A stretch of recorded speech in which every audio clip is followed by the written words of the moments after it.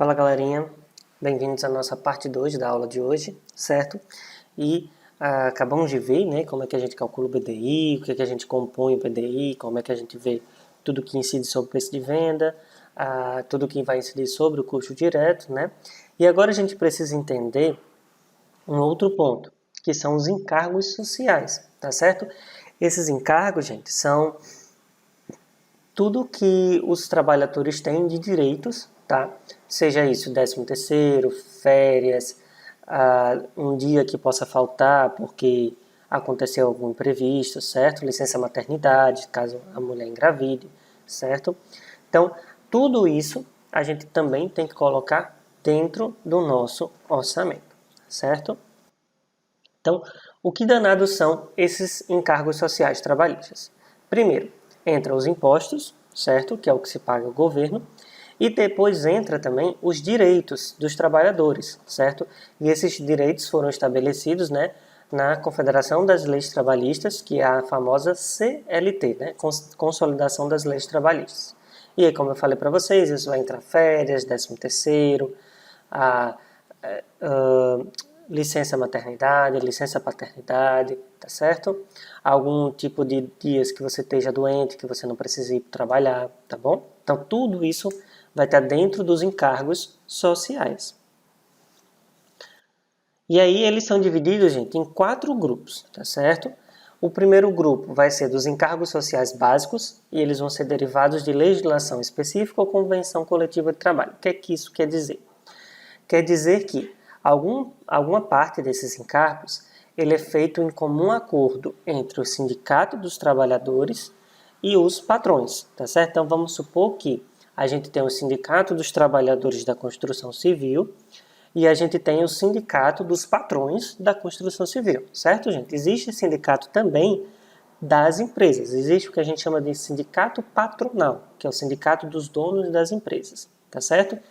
E aí esses dois sindicatos eles vão entrar em comum acordo, vão conversar e vão dizer, por exemplo, quanto é a hora do trabalhador, quanto que são alguns impostos específicos, certo? Então tudo isso aqui que pode ser acordado entre o trabalhador e o empresário, a gente vai colocar no item A, certo?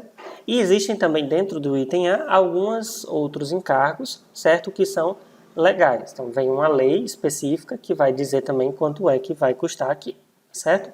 O segundo grupo vai ser os encargos sociais da remuneração devida ao trabalhador sem que exista a prestação de serviço correspondente. O que é que isso quer dizer?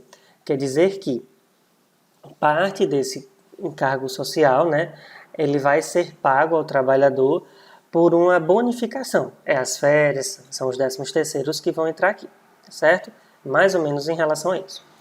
Depois vem os encargos sociais indenizatórios e devidos à ocasião de demissão. Então, por exemplo, quando a gente demite, a gente tem os nossos direitos trabalhistas, né? Então, vai vir a questão da multa rescisória, vai vir a questão, se não for por justa causa, a empresa ela tem que pagar também uma indenização por estar demitindo, certo? Isso. Então, tudo isso vai entrar nesse item C.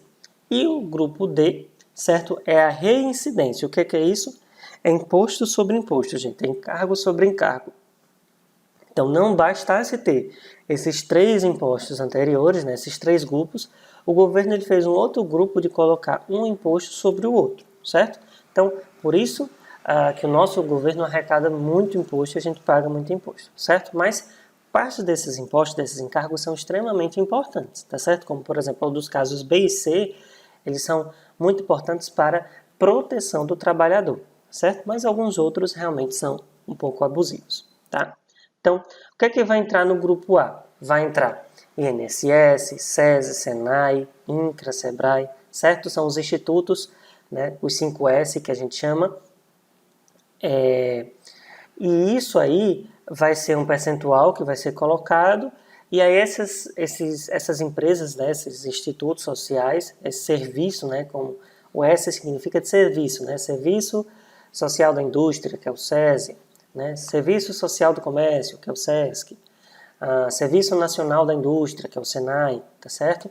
Então, tudo isso vai ser pago para essas empresas, para esse serviço, para eles prestarem cursos também, né? Então, teoricamente, o SESI, por exemplo, o Senai, vez por outra tem curso básico de pedreiro, tem curso de como instalar um painel solar, né? Então, tudo, geralmente essas empresas, né, a indústria, elas colocam esses cursos em benefício, né, em detrimento desse dinheiro que elas recebem, tá? O INSS é a aposentadoria do trabalhador. Deixa eu colocar aqui o mouse, certo? O INSS é a aposentadoria do nosso, né? E aí aqui a gente vai ver se a planilha é desonerada ou não desonerada. E aí se for desonerada, entra 20%. Não desonerada, entra 20%. Se for desonerada, não entra nada porque vai entrar no CPRB, no BDI, tá certo? Vai entrar aqui o FGTS do trabalhador, certo? Aqui em São Paulo vai entrar o SECOM, se entra algum seguro contra acidente de trabalho. E por que aqui eu não coloquei os valores, né, os percentuais? Porque isso vai mudar de estado para estado. Todo estado vai ter um valor diferente. Lógico que alguns não vão ter, por exemplo. Valores, vão ser valores iguais. INSS vai ser valor igual, FGTS vai ser valor igual, certo? SECOM só vai ser em São Paulo.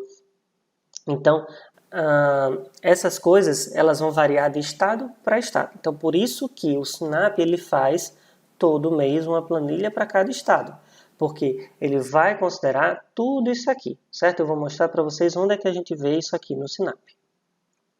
Então, o grupo B vai entrar a parte das férias, né? A parte do 13º, a parte dos dias de feriados que a gente pode ficar em casa, não precisa trabalhar, certo? O repouso semanal remunerado para alguns tipos de trabalhadores, por exemplo, os trabalhadores que são horistas, certo? Parte do valor do horista, né? E a gente vai ver que o imposto do horista é mais caro, justamente por quê? Porque como ele não tem uma garantia de que vai passar o resto do mês trabalhando, ele vai trabalhar por hora, né? Sem carteira assinada, ele tem um saláriozinho, um valor na hora acrescentado para garantir que o final de semana ele não precise trabalhar, certo? A lei pensou nisso também. Então temos aqui licença paternidade, falta justificada, dias de chuva, certo? Então o trabalhador, esse aqui só vale para o horista.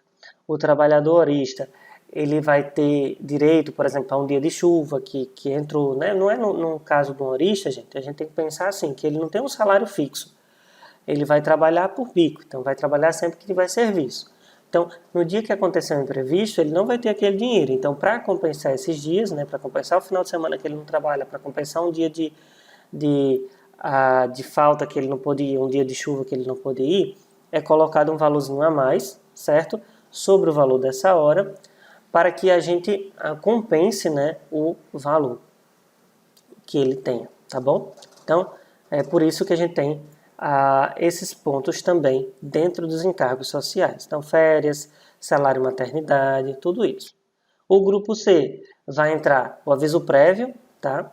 Indenizado, o aviso prévio trabalhado, que são quando a gente recebe, né, o 13º não, quando a gente recebe a indenização, quando a gente é demitido de uma empresa, a gente tem que receber esses dois avisos prévios, certo?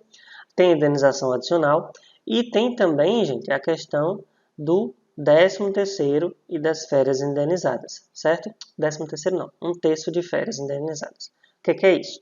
Sempre quando a gente vai passar um mês de férias, a gente recebe o nosso salário mais 1/3 do nosso salário, certo? Que é justamente isso. Então, por exemplo, se eu recebo R$1.000 por mês, que é o salário mínimo, no mês que eu tiver de férias, eu vou receber R$1.000 mais R$333 de indenização, que é esse 1/3 de férias, tá certo? É um direito do trabalhador também receber no mês das férias esse 1/3 a mais, certo? Então, tudo isso vai entrar e o último grupo é reincidência, né? Então, é imposto sobre imposto. Reincidência do grupo A sobre o grupo B, reincidência do grupo A sobre aviso prévio, mais reincidência da FGTS sobre aviso prévio, né? E a gente junta isso aqui e faz uma outra quantificação e no final a gente vai somar tudo para saber quanto é que a gente tem que colocar, certo? Detalhes, né? Eles vão variar de estado para estado, então por isso que eu não mostrei o bicho para vocês, tá? No sumário do SINAP, quando a gente for lá no sumário, ele vai ter de todos os estados atualizado, então é só a gente entrar lá que a gente vai baixar essa planilha com todos os valores, né? Como a gente vai ver aqui agora. Então, por exemplo, a do Ceará, a gente tem, por exemplo, aqui, a INSS, com desoneração é 0%, sem desoneração, 20%, certo? A SESI é igual para todo mundo, mas vamos ver um que seja diferente. Nesse caso aqui não tem, certo? Mas aqui, ó, Seconce só é para São Paulo, então no Ceará não tem. Aqui no caso de horista e mensalista, esses valores vão ser sempre padronizados para o grupo A, certo? Mas para o grupo B, para o grupo C, eles já vão começar a dar uma mudada, tá certo?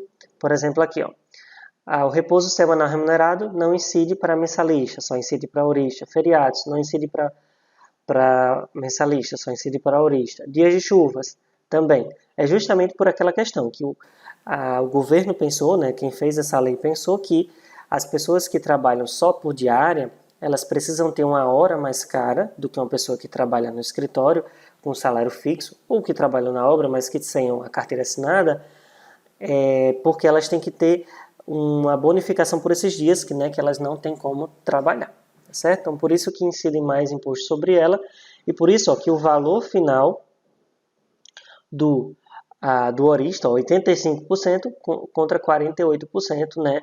No caso do regime desonerado, por isso que o horista é mais caro, né? O diarista, né? É mais caro do que quem é mensalista, tá certo? Isso tanto para o regime desonerado quanto para o regime não desonerado. Então, reparem aqui, gente, que no final das contas, a gente paga em torno de 114%. Ou seja, se a gente, no regime não desonerado, a gente contrata um trabalhador por 1.000, a empresa, no final das contas, está pagando mais de R$2.000 para esse trabalhador. Seja no quesito de salário, né, que é os R$1.000, quanto no quesito de impostos que ela vai pagar para o governo e também nessas bonificações, como férias, 13º, tá certo? Indenização. Lógico que, se a pessoa não for demitida, já cai 15%, mas é em média, né, de 80% a 90%. Então, quando a gente contrata um trabalhador com carteira assinada, geralmente se a gente paga um salário mínimo, a média é que a gente pague quase outro salário mínimo, né, de direitos trabalhistas e impostos. Tá certo? Gente, aqui no Sinapio, quando a gente pega a planilha lá, se a gente pegar aquele PDF, aqui em cima vai ter o valor, certo? Encargos sociais sobre o preço da mão de obra. 114,23, né, 23 a hora e para o horista e 72,08 para o mensalista. Nesse caso aqui, ó, é para a planilha não desonerada, né? No caso da desonerada, esse valor aqui já vai mudar, tá certo? E aí, professor, vocês me perguntam, onde é que eu vou colocar isso no nosso orçamento, certo?